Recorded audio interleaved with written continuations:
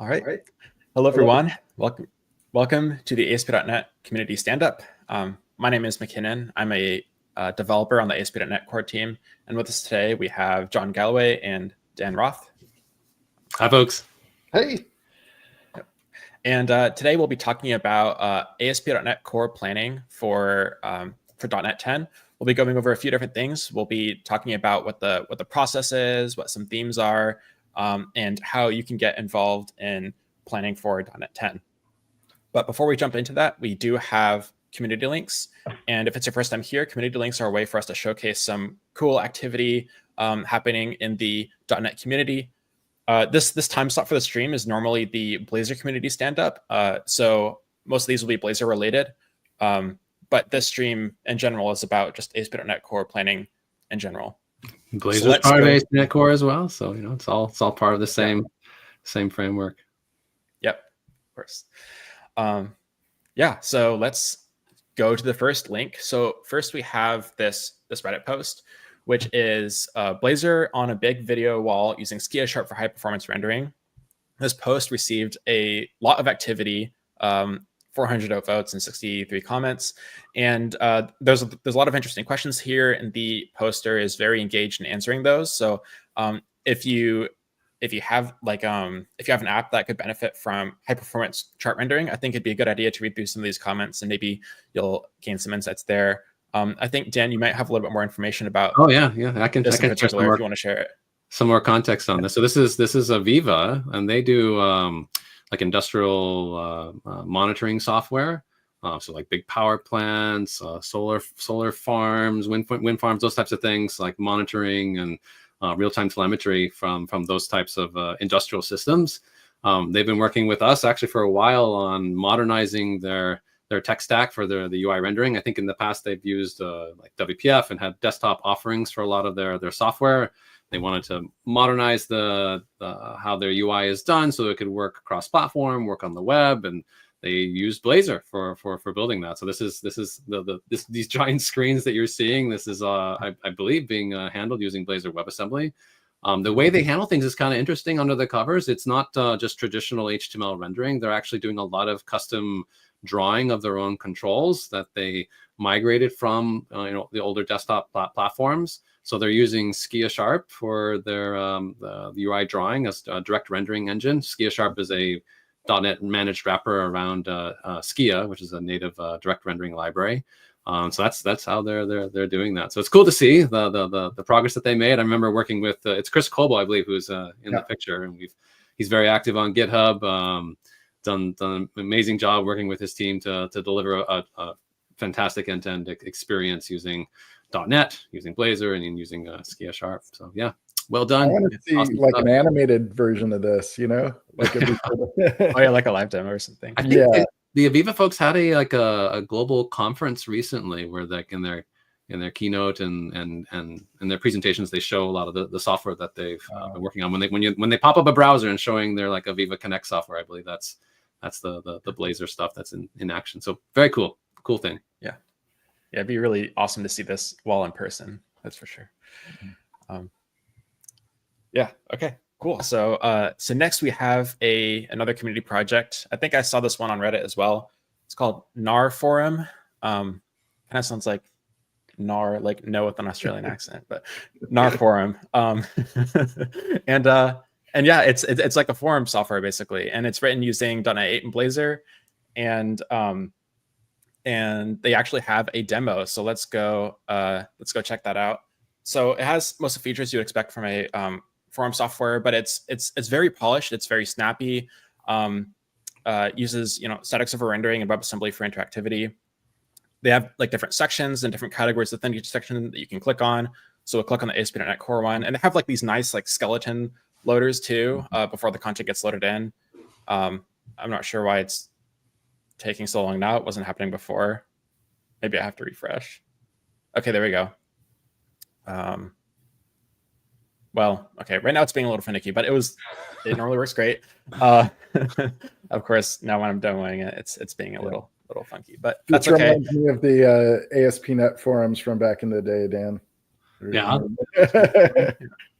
Now we've gone through so many forum systems. Yeah. Yeah. Well, okay. Well, looks like it's back, but they also do have like a test login that you can use, and that enables some more functionality. They have like a real time chat system, so you can chat with other users and things like that. It's just really cool all around. And in addition to all that, they have like an admin panel. So, I might need to grab. So this is an example of where I need the username and password just for like showing this. They have like a cool admin panel where you can, manage different parts of the website. Oh, there we go. Okay. So you start with this dashboard that shows like different stats across the, across the forum. You can go to like different categories, edit those, just, all the different aspects of the website. You have the capability of like editing and managing from this one, like admin dashboard. So anyways, this is like a really well thought out forum software that I thought was worth showcasing. Well done. Yeah. And then, okay, so next we have, this one is not open source, but it has a live demo, which is pretty cool. This is Vehiklog, I think is probably how it's meant to be pronounced, but it's like a vehicle cost management software. So this is really nice because for me personally, I just have like an Excel spreadsheet for managing vehicle costs. And it's like, it's not very organized. It's not like a nice UI, very manual, but this is like a really cool software that lets you, organize your like servicing, maintenance details, and like total costs in like a really clean way. And you can manage multiple vehicles too. So here we have like an Audi and a Ford, just in like the demo setup. And then I can click on maintenance and details and see the various services that have been performed on it, their costs and descriptions. I can add new ones if I want. And then if you go to the Insights tab, you actually get a visualization of these costs like on a monthly basis and also aggregated as well. So it's like a really neat vehicle management software. So a lot of nice transitions there. Yeah, definitely. This is built in Blazor. This is a Blazor. Which model? Blazor WebAssembly. WebAssembly. Mm-hmm. How did you find out about this one? Where do you know the author? Do you know? This one might have also, like, my process for finding a lot of these links is going through like Reddit and Twitter and some other resources. I think I found it on one of those. I don't remember which one, but it might have also been Reddit. Someone just sharing like, look, I built this with Blazor type of thing. Yeah, exactly. Cool. Or whoever you are out there who built it. Yeah. Well done. Yeah, good job. Yeah, it's awesome.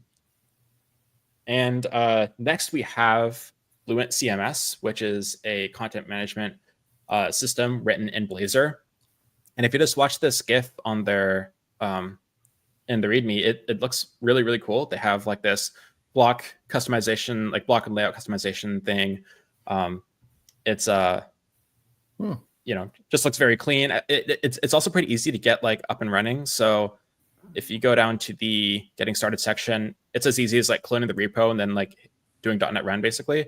So I was actually able to get that running shortly before the stream, but I'm not set up to like demo it right now or anything. But it's really cool. Tons of different features. Wow. And I just thought it was a pretty impressive looking UI definitely as well. Yeah. So, wow, that's nice. Okay, and next we have a YouTube video.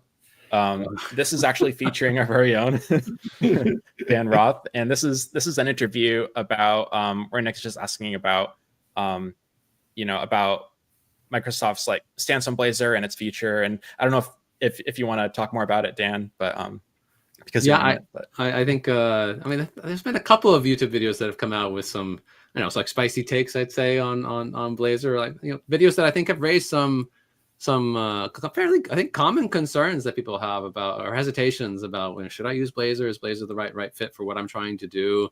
And I often get asked about, what is Blazor's roadmap solid? Like, what's the future for Blazor look like? Nick had done one recently. I think he was actually, it was very Inception, right? It was him like reviewing a video that he had done like 4 years ago, I think, when he was a younger fellow. About Blazor, and I guess he had to originally take it down because of he got some backlash from it, and so he posted it again. Now that he's wiser and, you know, Yeah. further along in his influencing career, and did a sort of a review of himself. And there were some interesting questions in there that came up about Blazor, like, you know, was Microsoft using Blazor? Is Blazor for big companies? Is it for small companies? Does Blazor have to be used in Azure? Can you host it elsewhere? And, you know, questions like that came up in that video. I think there was another one by, I'm going to make sure I get his name right because I got it wrong last time I said it. I think it's Ed Anderson. Is it Ed Anderson that does like he does these like really, I think, very deliberately spicy hot takes on .NET in general. You can almost see it in his face how much he's enjoying doing it, which is great. It's really fun to watch his stuff. He did one on Blazor as well, and he had raised some concerns about like, oh, like Blazor was only mentioned like 6 times in the keynote. He did this like counting keyword thing for the .NET Conf keynote that we did for the .NET 9 release. So I reached out to Nick and we said, hey, maybe should we do like a discussion about Blazor. Nick was kind enough to work with us on that, and we had a good discussion. He was very clear up front that he's like, Dan, I'm not gonna throw you any softball questions on this one. And I have to admit, I was sweating. I was like, oh, okay. But I think it was good. So watch it. Let us know what you think and see if it answers some of the, you know, common concerns people have. Yes, Microsoft does use Blazor internally for a bunch of, you know, very, very business critical line of business applications are run on Blazor at Microsoft. No, you don't have to run Blazor on Azure. You can run it in any cloud or on any hosting environment you'd like. Even static sites, you can host it on GitHub pages or, you know, just a blob storage like system that works too. You don't have to use the Azure SignalR service. It's not required. It's a optional thing for connection scale out.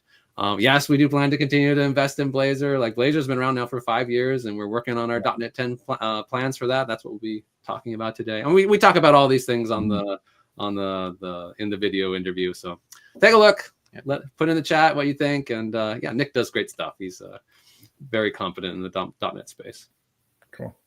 Yeah, and I thought, you know, they're fair questions, right? It's like, I think having, you know, been on both sides of this, like, people, if you're outside of Microsoft, you're kind of having to guess what Microsoft's saying by what they're not saying sometimes, right? Or, you know, like if you don't, that's part of like when we were doing the keynote planning, it's like, oh, we got to kiss all the babies. We got to mention everything at least once, you know, like that sort of thing, because sometimes it does mean something, you know what I mean? So I was really happy to see that you did this, you know?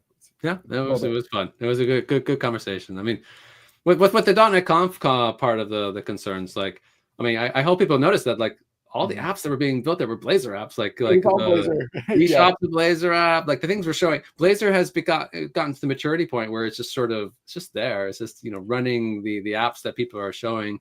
The big headlines at this .NET Conf were definitely, you know, AI, of course. You know, Microsoft's all in on the AI wave. We want to enable our .NET developers to be able to build intelligent apps and get the productivity of AI-assisted software development and all those things. Ride the AI wave, and then the you know, Aspire and helping people be productive, writing, you know, production-ready distributed apps using the Aspire tooling and integrations. You know, those were the things that we really were you know, pushing as the big messages, but like plenty of good stuff in Blazor and .NET 9 as well. And both all the Aspire demos, of course, use Blazor for the dashboard, and then, like you said, all the AI demos included Blazor. So yeah, very cool. So hopefully people can stop worrying. You don't need to worry.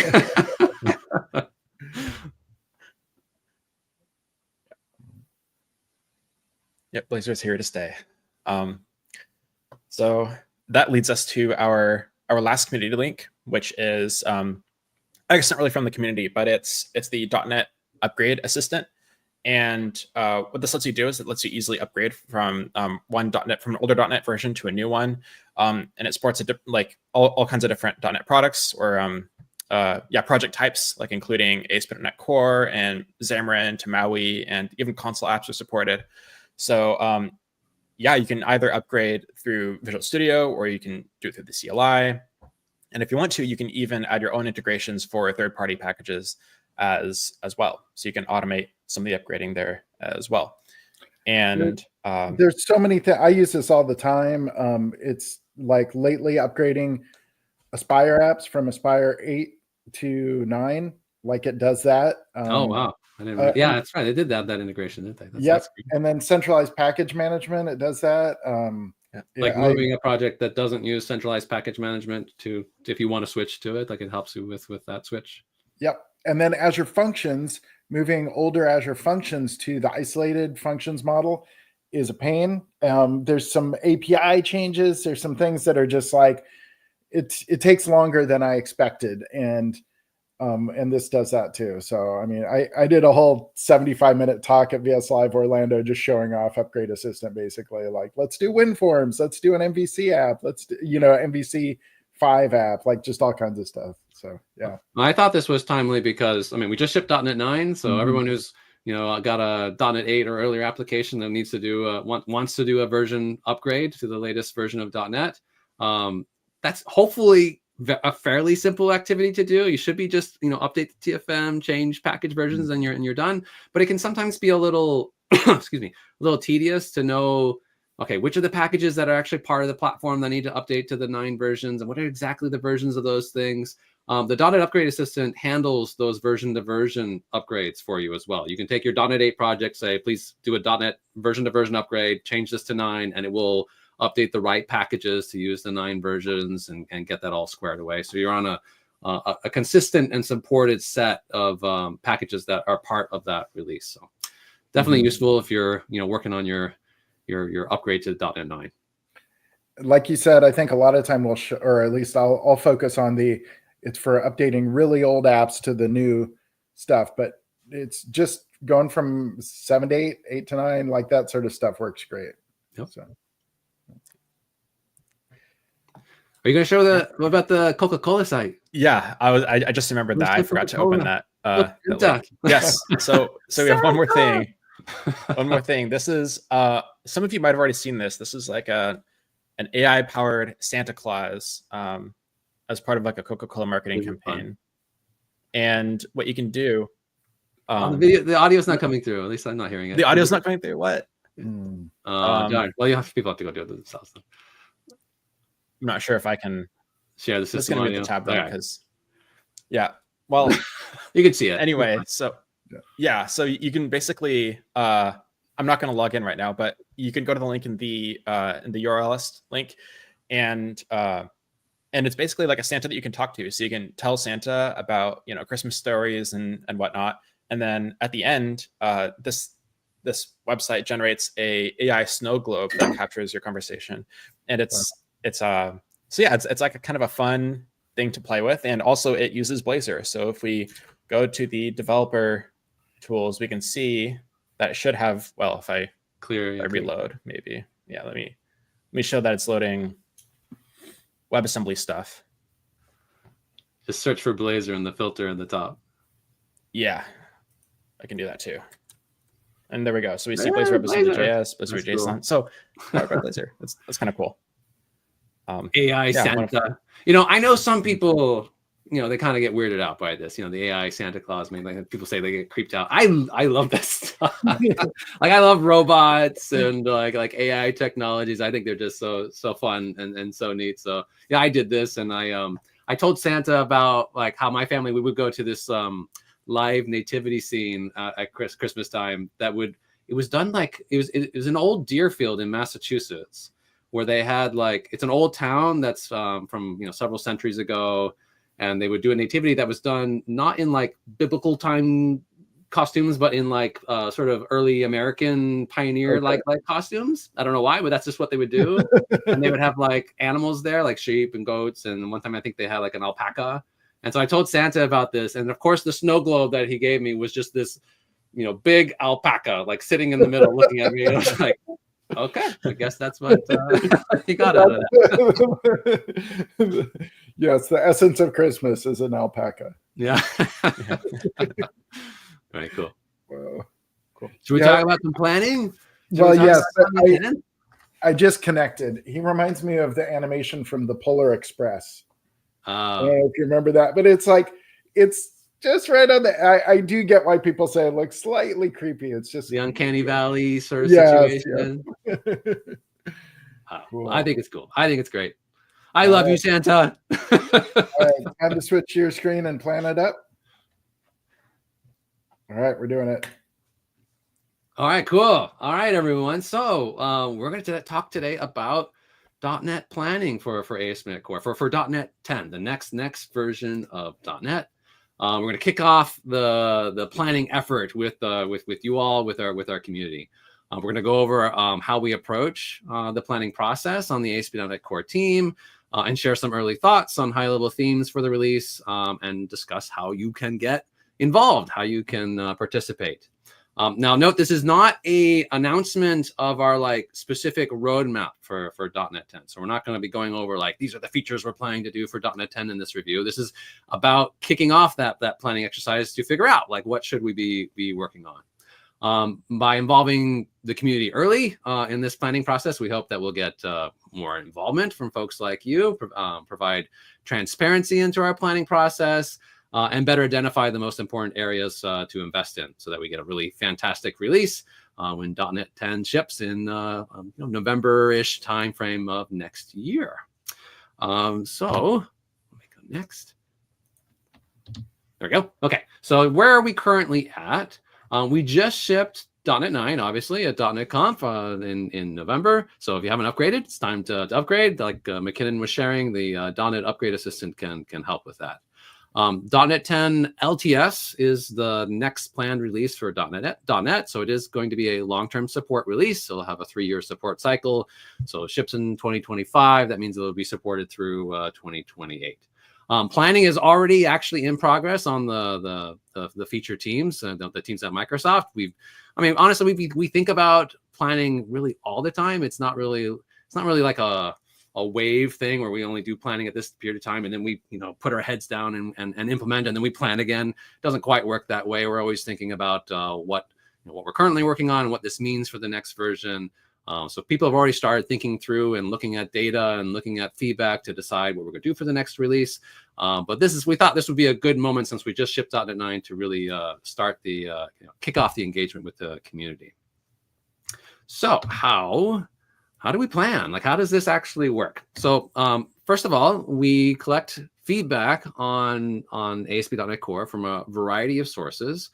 So things that we look at, of course, we're looking at GitHub. Well, that's our primary place where we run the project. We look at GitHub issues. We look at the GitHub discussions. We look at the comments that people put on those issues.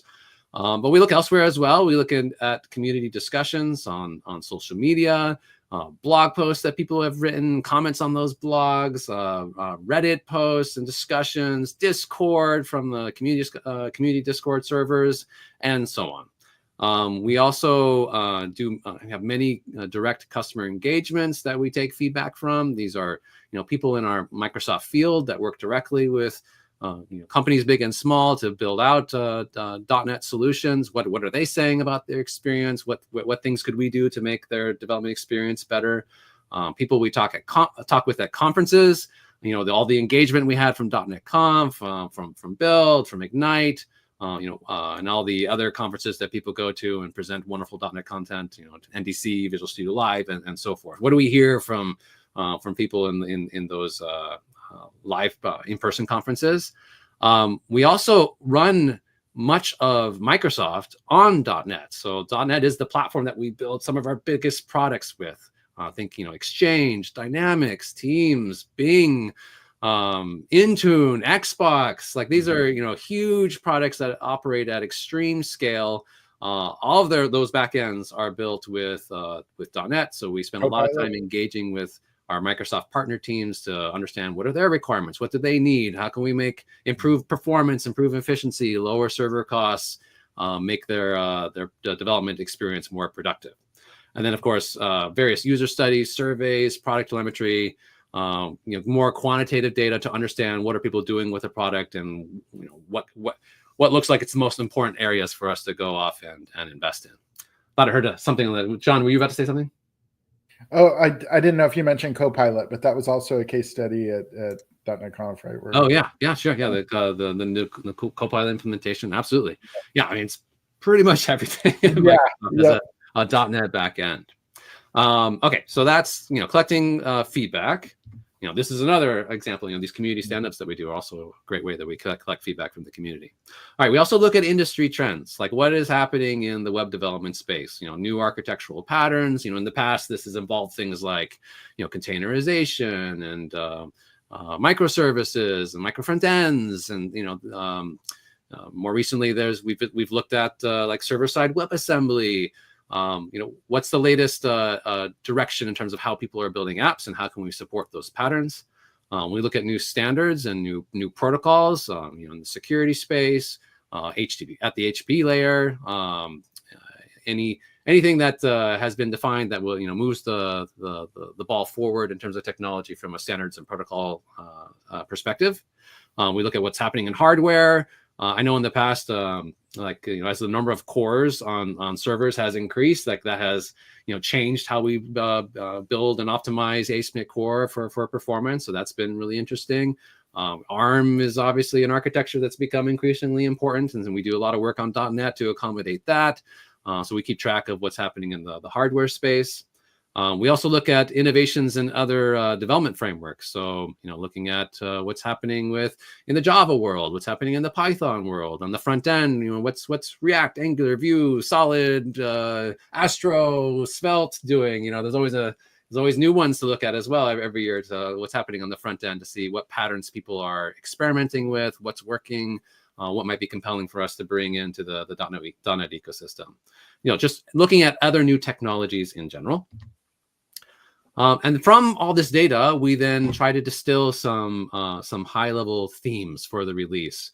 The reason why we do this is to help us, think about how can we deliver more complete end-to-end experiences instead of just, picking off little items here and there. It kind of feels like peanut butter, but you never really make a big impact in any one particular area. So we try to identify what are some broad themes that we want to invest in for a particular release. Some of these things are definitely derived from, bottom up, from all the data that we're collecting, from the feedback that we're hearing. Some of them from the industry trends, like strategic directions that we want to move in. And some of them are also based off of just, Microsoft business requirements. We are a company. We do run our company on .NET, and sometimes there are strategic directions that we just need to prioritize as a result. Okay, and then we take all that information, those high-level themes and the feedback, and we then try to prioritize the most impactful work. Now, this is where things can get a little fuzzy, a little subjective. What does it really mean to say it's the most impactful?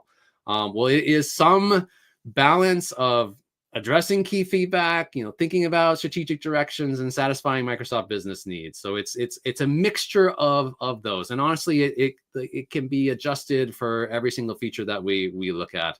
Lots of conversations happen trying to figure out what is the right prioritization of different items given those relative importances. And it can be hard. Like, we might have an item on our backlog that has had strong community feedback, lots of thumbs up reactions, and people are really excited about it, really would like us to do it.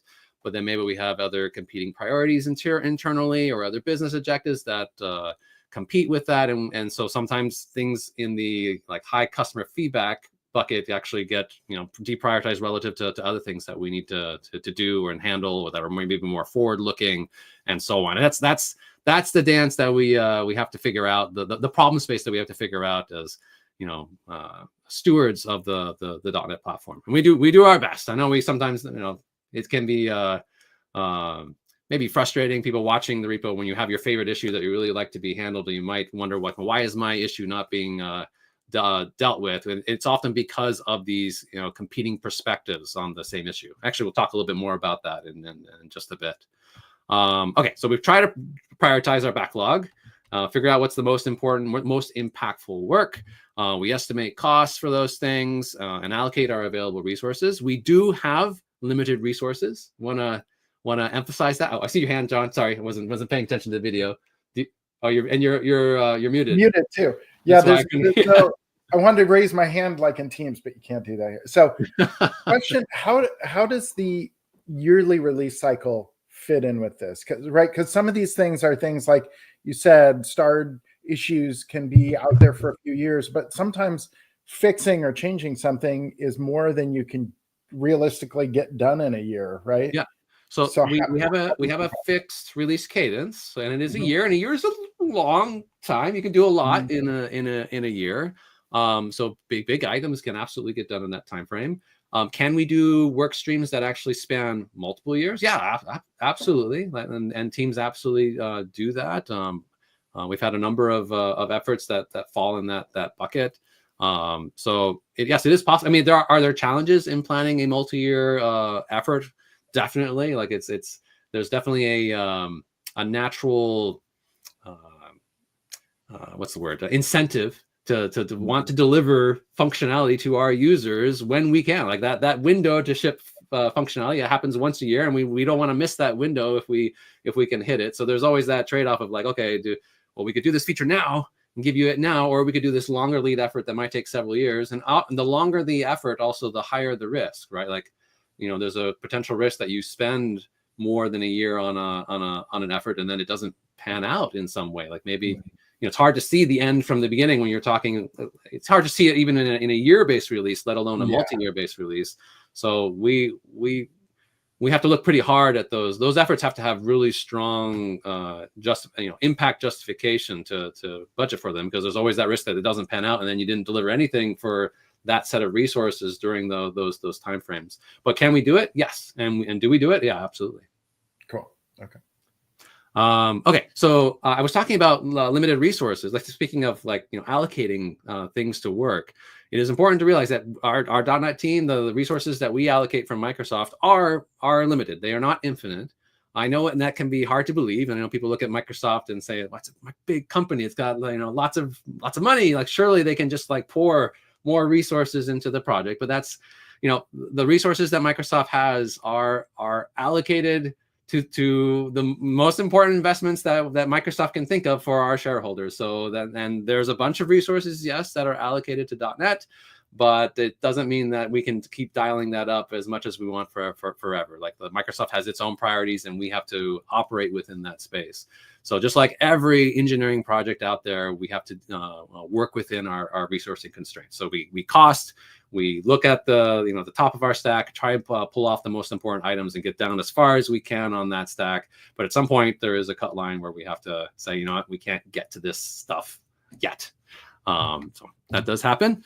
We then will publish historically have published our roadmap publicly on GitHub. Usually it's just a GitHub issue that we link to from this link. Currently, this roadmap link points to our .NET 9 roadmap, which is now done. So if you click on it now, that's what you'll see. I expect that we'll update that for our .NET 10 roadmap, sometime early next year. And then the roadmap is subject to change. When we're planning for an entire release, it's hard to predict everything. Sometimes work takes longer than expected. Sometimes new data comes in and we need to shift priorities. So we try to keep the roadmap up to date as those changes happens. And and honestly, historically in the past, our roadmap has had to change fairly significantly. So we apologize for that. We know people do use the roadmap to plan your own projects and to keep track of what's happening in the .NET platform. We do our best to give transparency on what we're currently thinking about for the next release, what we think is important, so that you at least have that data. But it is subject to change. So don't assume that because it shows up in the roadmap that it is 100% guaranteed going to show up by the end of the release. Sometimes things do need to be pushed out. Usually the change is not that we've added more stuff to the roadmap. I don't think that's maybe once or twice that's happened, but very rarely. Almost always it's the opposite, where we've had to move stuff out of the roadmap because it just doesn't fit anymore in the release. The work was more complicated than we expected, more expensive. The feature's not quite ready for production use, those types of things. And then, so how can you tell what, while we're in the planning effort, how can you tell what's currently being considered for .NET 10? We do have a milestone on GitHub. That's the .NET 10 planning milestone. You should think about those items as things that we've pulled from our backlog that we think are candidates for .NET 10. It does not mean that they are committed for .NET 10. So don't assume that if it's in the .NET 10 planning milestone that it's going to get done in 10. Like, there's a good chance it could get pushed out. I think Blazor right now is kind of the worst offender, and that we have like a couple hundred issues sitting around in the .NET 10 planning milestone that almost certainly not all those items are getting done in .NET 10. So don't get too excited right now. But as we go through the planning process, the 10 planning milestone should be getting cleaned up. The things that are in there should be representative of the things that we are hoping to do in the 10 timeframe. If it's on the backlog and not in 10 planning, then there's a good chance that means we're not even expecting to deal with it in 10. So that's a way you can get some visibility there. It's a course prioritization. Things in the backlog we think are lower priority in terms of the order that we're doing work. It doesn't mean that things in the backlog aren't important, or there aren't features and items on that backlog that have good justification for doing. It's just that they don't meet with our current strategy or our current direction or just our current resourcing. We just can't get to them yet. Those types of things. And then we will move items into the .NET 10 preview milestones as we start getting into the specific planning for each preview milestone in the .NET 10 release cycle. Typically, we do a preview release about once a month, and they'll typically start in like February-ish timeframe. I think the exact schedule for .NET 10 is still being drafted by our release PM, so roughly in that timeframe. And then you expect preview releases about once a month, and then a couple of release candidates as we get close to the end of the year when we do our final release. So that's how that will progress. Any questions from the chat so far that we want to address?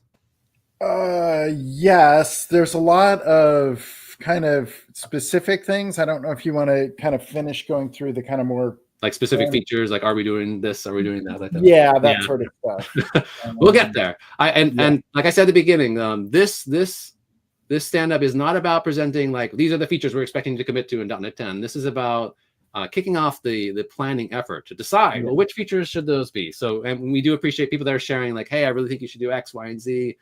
That's great. Like that's data we want to hear.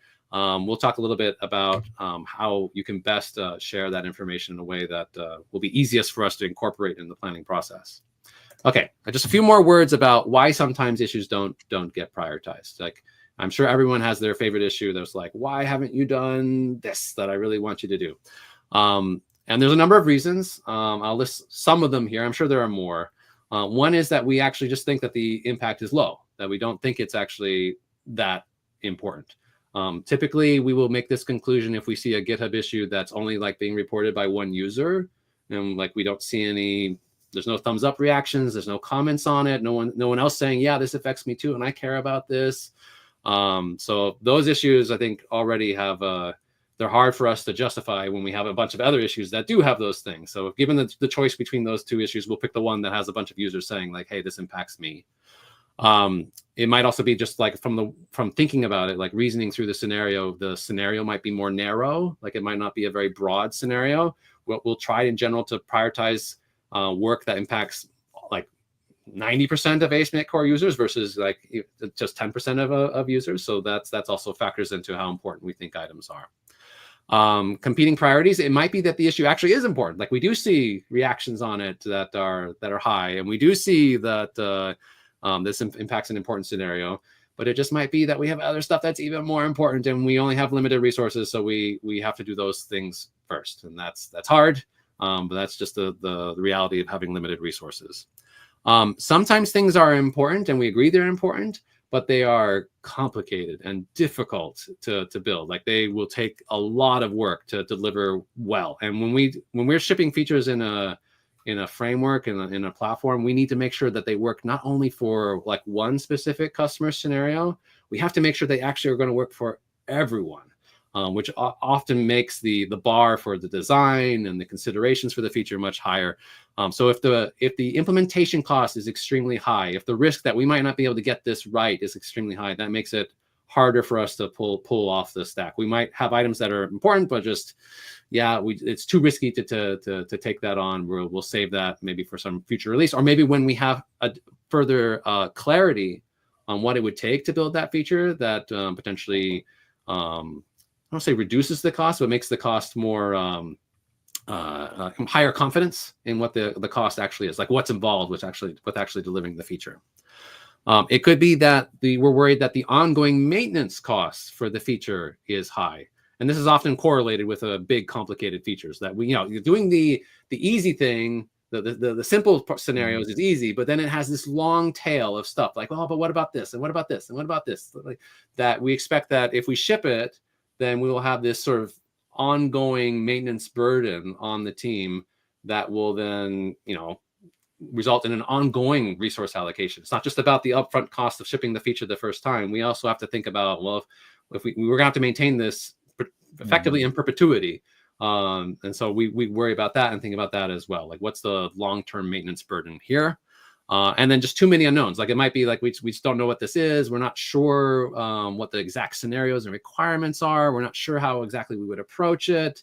Those things can also give us a pause before we'll take an item onto our backlog. So that was just some reasons why there would be an issue where you're like, surely Microsoft would have done this by now, but well, these are the types of reasons that often prevent us from doing so. Any questions about that? Let's see. Not specific to that yet. Definitely, that is an important thing to think through, is the maintenance thing that, as you're mentioning, because like shipping a feature includes, like, does it go in templates? Does it get, then it needs to be documented, localized. It requires changes to training content. It requires, you know what I mean? Like, and so a lot of the times some things like that are better served by an open source project or a NuGet package. You know what I mean? Sometimes this often comes into play also when people are willing to contribute to the implementation. Like, we get a PR, a pull request, say, hey, I've done the work to build this feature. Here, take it. And that's awesome. Like, for people that do that, thank you for those contributions. They are incredibly valuable. But we might still decide not to take it because, not necessarily because the implementation is bad, but because we're worried about the ongoing maintenance cost of continuing to maintain that feature. Like, if the pull request is basically like, I'm giving this to you, but Microsoft, you're going to maintain it after it's checked in. We have to think about that, whether or not that's a support burden that we can really take on. One thing that can help is when people contribute, if you're also willing to help with the ongoing support maintenance costs, like I'm contributing this, yes, but it's not a one-time thing. I'm actually invested in this feature in an ongoing way.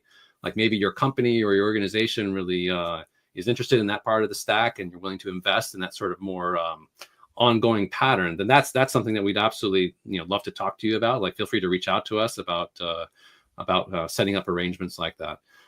We just recently at .NET Conf talked about Syncfusion and how an investment that they made in .NET MAUI, where they have decided that .NET MAUI is an important part of what they do as a component vendor, and they want MAUI to be successful. And so they've partnered with us to invest deeply in MAUI, like in the repo, helping to fix bugs, helping to improve quality, and contributing components. And when they contributed those components, it wasn't like they just said, like, here, Microsoft, here's some components, now you take them and you maintain them. They're like, no, we will maintain these and continue to support them, and they become part of the broader MAUI experience. That becomes much more scalable for us as an organization, as opposed to us just having to receive more and more and more stuff that we then have to maintain. I mean, aspnetcore at this point is a mature and large framework. So we're now having to balance new feature work and new investments against continuing to maintain the stuff that we already support. Okay, cool. So high-level themes for .NET 10. These are still subject to change. Like, we're still in that planning process and looking through our data and understanding our strategic requirements and business requirements and those types of things. But things that we are actively discussing right now that I think are worth sharing. Top of mind is still security. Like, security is part of everything that we do at Microsoft. We do say Microsoft runs on trust, and yes, we do actually mean that. We take that very, very seriously. I'm sure many folks are aware that Microsoft is in the middle of a big security push right now. That's called the Secure Future Initiative. It's a public effort. You can read about it online and read the latest reports on things that we're doing in that space. .NET is part of that effort, and we have portions of the team that are working on the Secure Future Initiative to make sure that the software that we ship meets the highest possible security standards. We are doing work on our engineering systems to make sure that they are rock solid, fully secure. We're doing work on the features that we already ship in .NET to make sure that those are meeting all the highest quality standards as far as security. And then we're also actively looking for ways that we can invest in .NET to make it easier for you to build secure software. Like, we ship support for crypto in .NET. We ship support for authentication. We have authorization models, validation features, all these things. We're actively looking in that space to say, what could we do to help the world be a more secure space? So security is a top priority in the .NET 10 wave. Performance. We've had a long history of delivering industry-leading performance in .NET, and we want to continue to do that. We expect that investment to continue. This doesn't happen by accident. Every year for the past, I don't know how many years now, Stephen Tobe has posted this giant blog post of all the performance improvements that we've done across the .NET stack. And that is not just because, wow, look, we happen to do some performance improvements. It's because of a team culture that, performance is a fundamental part of the .NET platform. .NET is fast, and we continue to invest to make sure it's fast. It's really important for our internal products that when we build on .NET, that these things operate on such high scales that when we can shave cost on the server, that can mean lots and lots of money that gets saved. Cores that you don't have to allocate in the cloud, and memory that you can use for other things. Those types of savings. So .NET 10 will be no different. We'll continue to invest in performance for .NET. Many of the biggest performance wins we've had have been through direct engagements with our internal Microsoft teams. I think the .NET Runtime team has like this sort of like Bing, I think they call it like Bing in a box, where they basically have like a deployment of Bing in a sort of an environment that they can measure and test and play around with and experiment with different runtime features and different ways of doing the GC and all these types of things to see if we can squeeze more performance out of that. And as a result of that work, the whole .NET ecosystem then benefits from those performance improvements as well. So we'll continue to do that in 10. Production ready distributed apps. We expect to continue the journey that we've started with .NET Aspire to make it easier to build apps that are production ready, that they're set up with health checks and resilient retry logic, that are distributed, that involve multiple processes that you need to orchestrate. And when you're just trying to develop your app, you need to get them all running together, and you need them to be able to discover each other, and you need to be able to have good observability into what that app's doing so you can diagnose and debug problems. The awesome dashboard that comes with .NET Aspire.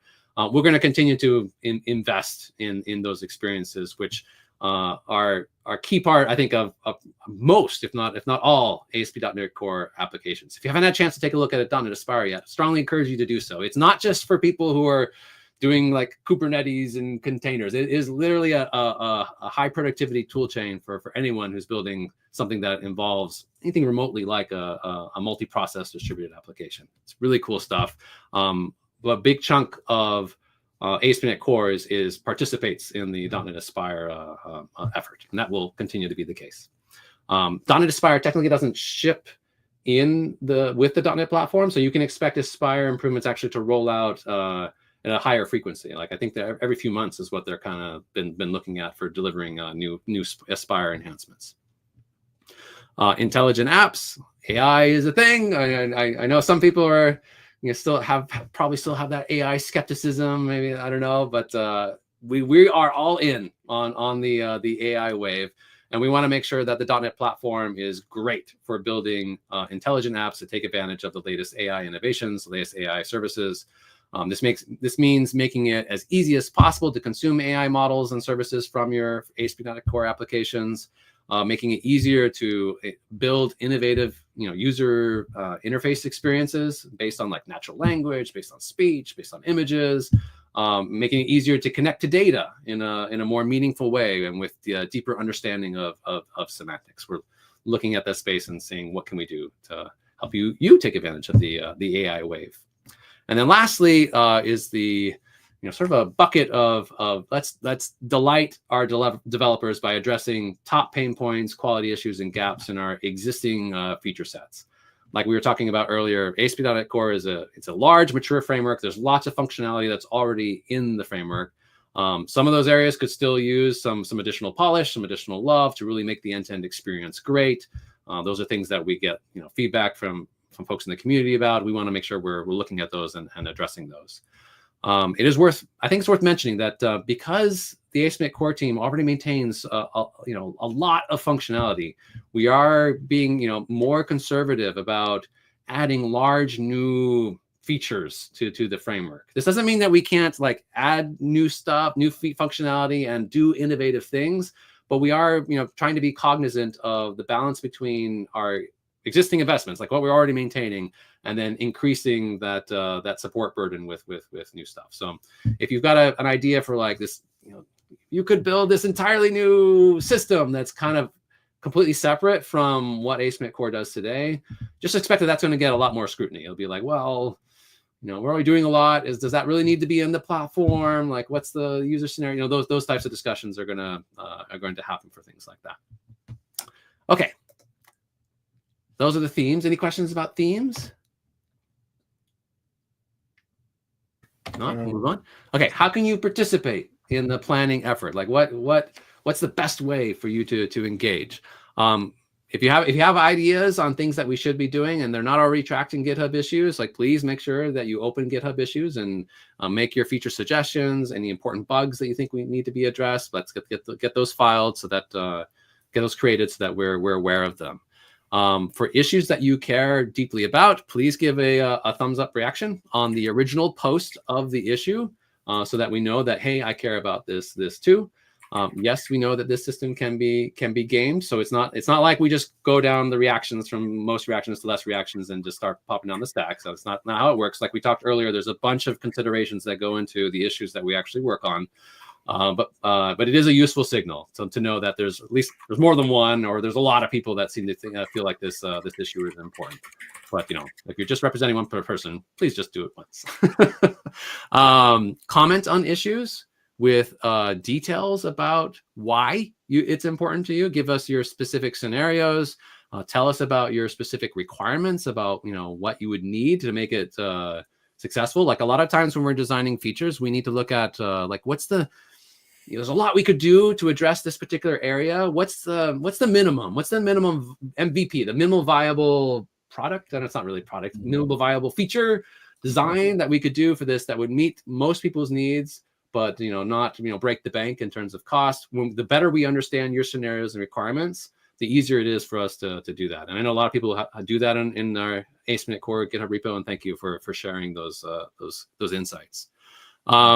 If you have ideas on the designs for how features would work, please, submit concrete design proposals on the issues. Like say, well, I think it could work like this, and this is how I'm imagining this functioning. Those ideas are great. They can create additional clarity on what the cost of the feature actually might end up being to develop. For people who have posted design proposals, our engineers also will try to do this. Like when they're working on a particular feature, they will generally post like, this is what I'm thinking about how this would work. This is what the API shape would look like and how people would use it. Take a look at those and comment on them. Say, yeah, that sounds great. Or like, well, have you thought about this? What about extensibility here? Those types of conversations help us fine tune what we're actually doing on the feature. And then offer to collaborate. Like if there's an area that you think should be invested in, like nothing helps more to make that happen is if you're willing to actually come to the table and say, I'm willing to work on the implementation, the testing, and ideally also, don't think of this as like I'm going to build it and be done. Like also the ongoing maintenance is a big concern for us. So if you're really serious, particularly as an organization, like if it's important for your organization and you really want it to happen, then reach out to us. Let's have that conversation about how you could invest in the platform in a potentially even ongoing way. Cool. And that's, I think, it. Yeah. So questions, any, I know there was a bunch of questions about specific features, but before we get to those, any questions about the process and how you can best help with planning? I don't think we have any that are at the higher level. Okay. You want details? Yeah. Okay. Everyone's got, they want to hear about their features and stuff. I'm going to guess the answer to many of these is going to be, we don't know yet, but please, go to GitHub and, get your thumbs up reaction, post your comment there and let us know on the actual, in the actual project, because that is the actual tracking space. But let's talk about some of them. What are some things people are asking about? Okay. So there was a discussion about HTMX and, like this was back when you were talking about industry trends. Yeah. Thoughts on, so my general thing, it's kind of a declarative. They're attributes you can put on things and then they kind of light up behaviors and I think it's primarily like a JavaScript sort of ecosystem, but yeah. Yeah, I think it's more like annotations on HTML that light up spa-like behaviors without you having to write a lot of JavaScript yourself. I know. I mean, I'm not an HTMX expert. I've looked at it to see what it does, and looked at ideas that it has. I know. I think Javier on our team, I think, spent a little bit of time even looking at like what it would be look like if you wanted to use HTMX with aspnetcore, like pair the two together. And obviously this is the Blazor community stand-up time slot, and so we all love Blazor, but we also have many aspnetcore users that are absolutely building their front-end UI layer with front-end JavaScript using a variety, every front-end JavaScript framework out there that you can imagine, including HTMLX and it's HTMX, right? There's no L. Right? Yeah. HTMX. So yeah, if it works for you and that's the approach you want to take, I think that's a reasonable place to go. I've heard, this is not, please don't take this as an authoritative statement. I've read some commentary that HTMX works well for smaller projects, but might not scale up as well to bigger ones. But I honestly don't have any real data to back up that stance. So if anyone's using HTMX on a giant project with hundreds of developers and it's like it works fine, then feel free to chime in. I'm only relaying feedback that I've heard from community posts and social posts. Cool. Okay. I'm just working down the list here, so I don't know, Mackinnon, if you see other ones, if you want to star them here. But okay, yeah. So focus on improving performance for Blazor rendering. It's slow for rendering mainly on mobile phones. Okay. Then we obviously would want to dive into details on which rendering model you're using. I'm guessing WebAssembly is what we're talking about here, but it could be server as well. WebAssembly execution speed has gotten a bunch of attention in the past, and it continues to be something that we care about. We have, now we have partial JIT support, which speeds things up a fair amount when running .NET code on WebAssembly. I assume that, but also with rendering, like when I read rendering, by the way, I read that as like, hey, I'm trying to do some very intense UI rendering. Like I have a grid with thousands of rows and cells, and they're all changing, and I care about how many frames per second I get out of like rendering those things. I assume that's what you mean. Sometimes people also are just referring to the load time performance. Like I load the site, and the first render, like when the user actually sees my site, just takes too long. Those are both things that we are interested in. It is true that just in general that with particularly with the WebAssembly model, there's overhead for loading .NET on the client. Like we have to download the .NET WebAssembly runtime, and then we also have to start it, like get it running so that it can actually run your .NET code. And both those actions can actually take some time. We did work in 9 to optimize the startup performance time of the runtime after it's been downloaded in cache. So hopefully that helps some. But I'm sure there's still, we know that there's still work that could be done there to improve things further. So I guess we hear you, but it'd be help if you could clarify, very specifically, like what style of Blazor rendering you're talking about, WebAssembly server. And when you say rendering performance, tell us more about what specific type of rendering you mean. Do you mean the first render? Do you mean I'm trying to build like a really elaborate chart or grid or something, and it's just not rendering very quickly? My UI feels sluggish. Like, help us know what you're dealing with there, and post that information on GitHub so that we can investigate it. The more concrete the scenario you can make it, the easier it is for us to know what the work is involved and how important it is, how broadly applicable is this particular performance issue that we need to address. I would think too for that, with server-side rendering and SSR and stuff like that would be the biggest impact you'd have, like if you're wanting, quick, like especially quick load or something on a mobile phone, right? Yeah, when you're rendering the components from the server, well, then you get all the performance benefits of running on a server machine for actually, to figuring out what DOM updates you need to then make to the DOM. The actual UI updates then have a latency concern because you're gonna have to push them across a network to update them on the device. If your servers and your devices are close and the network is good, and then it's great and it's fine. But if latency is also a performance concern, like if you have low latency user interactions that you need to accommodate for, then that might be less tenable. Like I'd say you're doing like a drawing app, and you need to know, like, I move the mouse, I need the pixels to be drawn pretty immediately. I can't wait for the speed of light to like bounce off the server and come back to decide that, oh yeah, they moved the mouse, I should draw some pixels here. And that might not work as well. So there's trade-offs there as well. Are you optimizing for latency? Are you optimizing for the actual rendering of the UI components themselves? Are you optimizing for the load time performance of the app? These are all things that are worth considering. Yeah.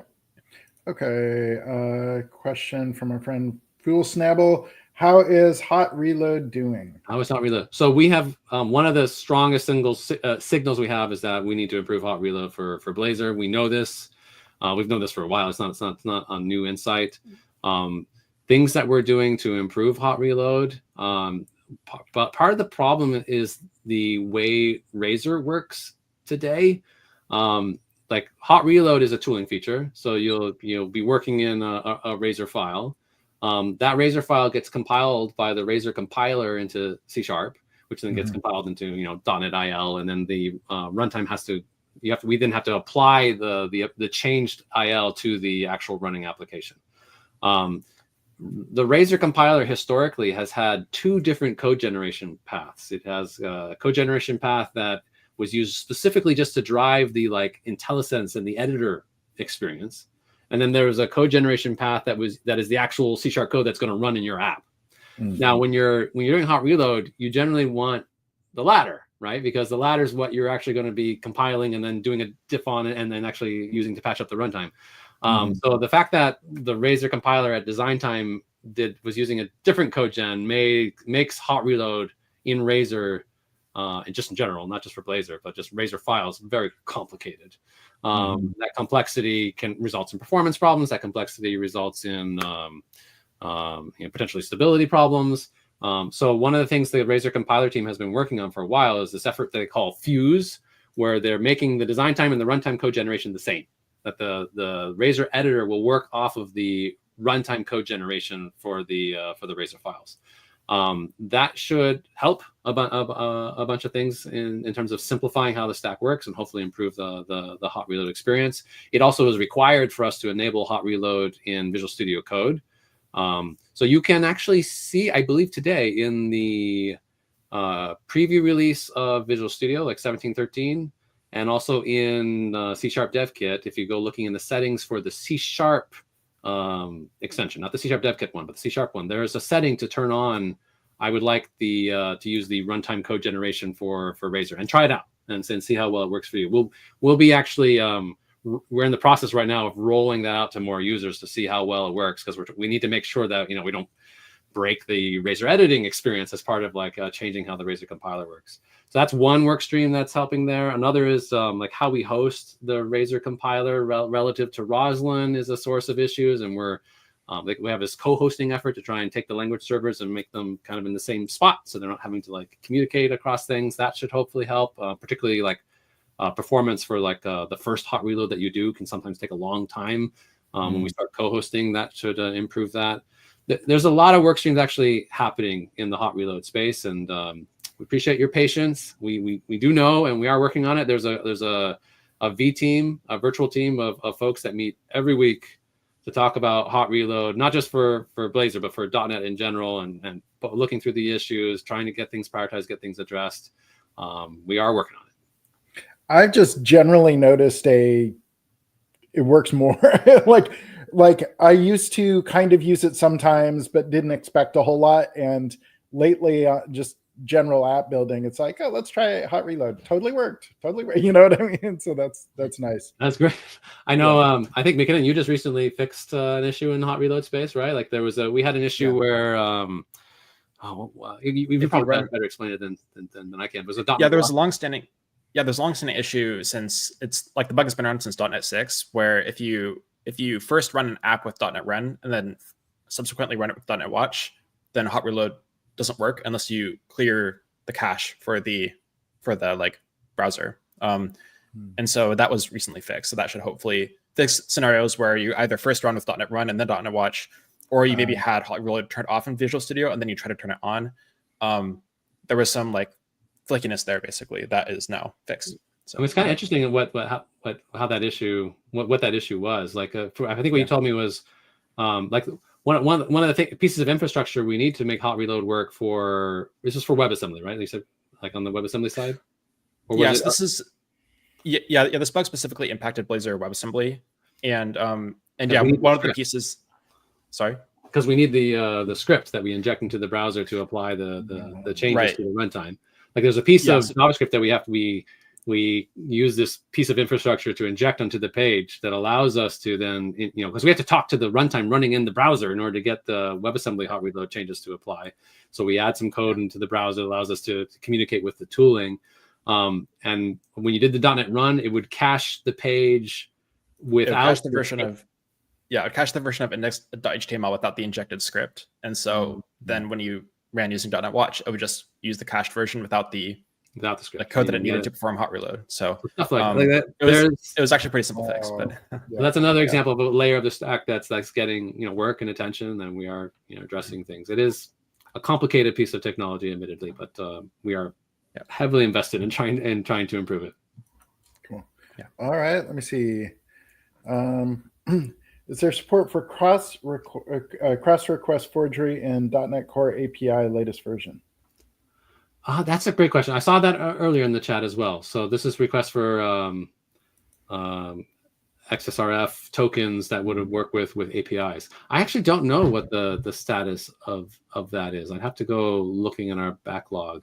But what I would say is go look in the issue tracker, see if there is an existing issue that's already there that tracks adding that. If there is, give the thumbs up. Put a comment in the issue that says, I need this and this is why, talk about I assume it's because you have some auth setup or something where you want to use it. But if you can give us details on your specific scenario that you want to work after the issue gets resolved, that helps. If you don't find a tracking issue, then please open one and provide those same details. It's good. I mean, that also fits well generally in our security theme. So that's an interesting feature to consider. All right, several questions just kind of generally on the WASM, WASI, internals, compilation, all that sort of stuff. Yeah. WASI, I nothing new to announce. We continue to do modest investment in our currently experimental support for WASI. We just have experimental support. We haven't shipped anything that we would consider production ready at this point. I'm expecting, I think, for 10 that will remain the case. We watch progress. For people that don't know what WASI is, WASI is the WebAssembly System Interface, I think is what the acronym stands for. That's right. And it's a standard that enables interactions between server-hosted WebAssembly code and the underlying platform, the underlying system. So people say WASI, but I think usually what they mean is I want to host .NET code running on a WebAssembly runtime that's not in a browser, but actually in some other environment, like a server-based environment. We're watching that space. There are some companies that are, pushing on the, WebAssembly hosted based development environments, but we still think it's pretty early there. Not quite to the point where we're, going to, I think, ready to commit significant resources to bring the WASI support, the WebAssembly server-side support across the finish line. But we continue to monitor it, and there's some pieces of the technology stack that I know have been put out, like Hyperlight is a very lightweight virtual machine virtualization technology specifically for hosting WebAssembly that I know that got shown at Ignite. So we do have pieces of that stack, and we are looking at it, but I don't think we'll be doing anything that will be production ready in .NET 10. Now, I did just this morning see Chet Husk posted something on Blue Sky about an MS Build planning thing, and it mentioned something about WASI. So I don't know if at that build level they're looking at I have not heard that. Yeah. To chat. I know. So I'll send you that. But yeah, interesting. All right, let's see. Okay. So a question about multi-threading. Yeah. Multi-threading. So I really want to do multi-threading. This is one of those, I think, a classic example of an issue that has a lot of user engagement on our GitHub repo, lots of comments. Lots of people have upvoted it and shared with us the details about their requirements, and we that's super helpful. And we've been trying to prioritize it for the last few releases. This is one of those features, though, that has proven to be very complicated and difficult to get right. And one of the things we're very worried about with this feature is potential mismatch between expectations about what multi-threading will realistically enable and what the platform really makes possible. So we do have experimental multi-threading support available in the runtime. In order to, and we've had it for a couple releases, and it's been plagued with deadlock-based problems, like runtime stability-based problems, and the .NET WebAssembly team has been working very hard to get those ironed out and get those figured out. In order to get things into a stable state, we've had to make you end up with limitations in terms of what you can actually do with multi-threading.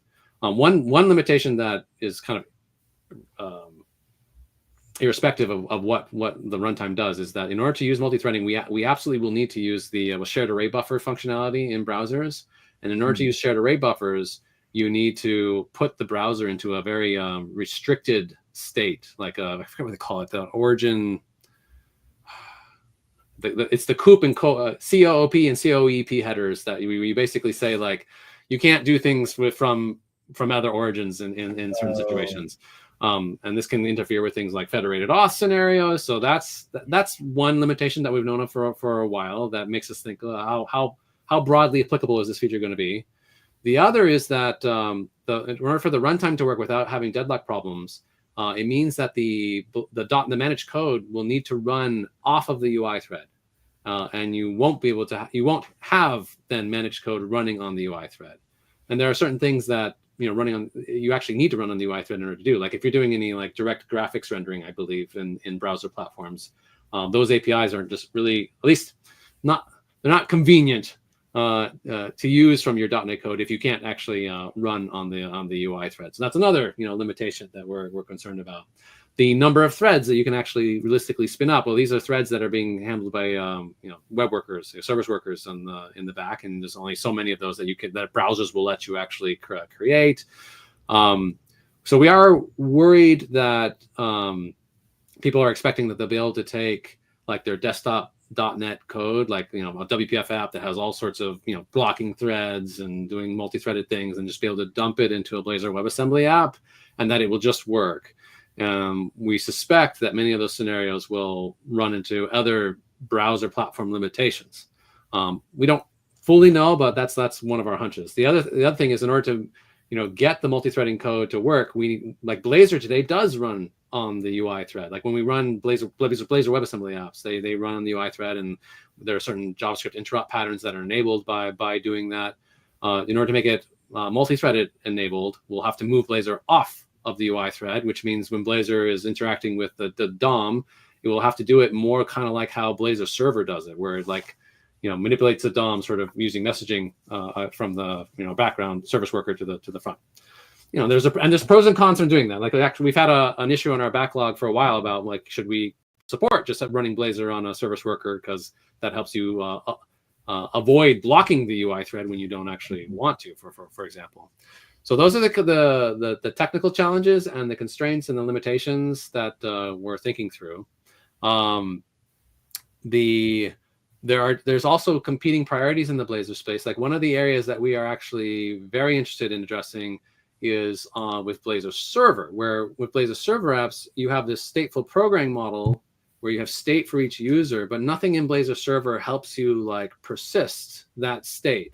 So if the server recycles or the circuit gets evicted for some reason, like the user went away for a while because they like put their app to sleep or put the tab in the background, then their server-side state gets lost. They go back to the app, and the app's like, sorry, your state's gone. Let me, well, in .NET 9, at least we'll now refresh the browser for them, but they're back to square one if they were in the middle of a long workflow, like if they were in like a huge form, multi-stage process, and they were halfway through, and then they went to lunch, came back, and they might find out, oh, where'd all my progress go? Right now, that's completely an app developer concern. We would like to solve that problem, like provide a more first-class model for handling state in Blazor server applications. And that is also a big, complicated problem, persistence models and where do you store the data, what's the event, all those types of concerns come into play. We currently lean towards getting the Blazor server work completed, in part because like when we look at our Blazor users, we have more people using the server side models from what we see in our telemetry than using the WebAssembly model. They're not that far off. Like I'd say it's like 60-40, I think, right now, and they're both growing. Like both are being heavily used, but that's where because it's slightly more people, we lean towards getting that problem solved, and we're worried that we can't bite off that big problem and also get the multi-threading work done. Like we've tried to do both actually for I think a couple releases. I think we've had both these items on our roadmap in .NET 9 and in .NET 8, and then had to cut them both, honestly, actually due to other things. We're thinking that we'll pick one and maybe not two, and that would probably mean not getting the multi-threading work done. That's still being discussed though. Like, we've done a lot of work on multi-threading. We'd love to get it across the finish line, even if it does have limitations and maybe it doesn't work for every single scenario that people are hoping it works for. But it still would be nice to finish it. We're still discussing that. So we'll see. I know it's a long answer, but that's what's happening in the multi-threading space. It's not, if you're wondering like, why isn't this just done? Well, it's hard. Wow. Oh my gosh. We're like the backlog is growing. There's more good questions coming in. Mackinnon, do you have any more favorites? I think well, one thing I would say is this was intended to kick off the planning discussion. I expect that in future community stand-ups that we will come back and talk about specific areas. Like we'll talk about the Kestrel and server and API as part of the stack. We'll talk about a deeper conversation about Blazor specific items and what our thinking is about what we would do and getting feedback on that. So people don't feel like you have to get all your questions answered right now. Think of this as the kickoff, the beginning of the conversation, and we do this every week, and we'll come back and be talking about these things as we progress through the planning process. And we do review the chat logs for these too. That's part of, so even if your question just scrolls by in the chat and you worry that it's missed, we actually do go back through these. Yeah. Do we want to take one more? We can take one more. Sounds good. All right. You got a favorite? There's so many to choose from. We've picked the question from IR Lots Evil. Like that was.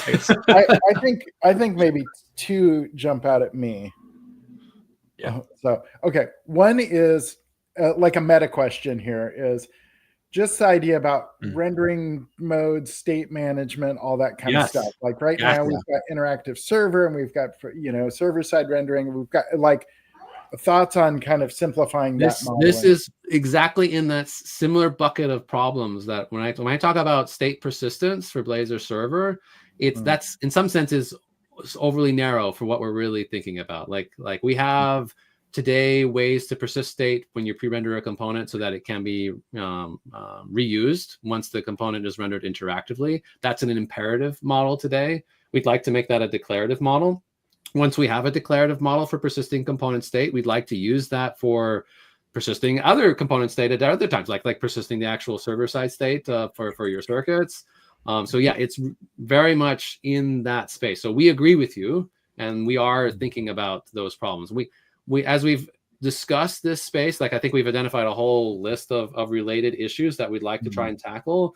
Part of the work now as we go through planning is, figuring out what are the click stops, like what's the sequencing, how far through that we can get. Like maybe we get to getting the declarative model done and maybe a simple persistence thing, and then there's other things that have to happen post .NET 10. It's a fairly large space of features that we could do, but this is definitely in that space, and it's just a question then of how much can we get through.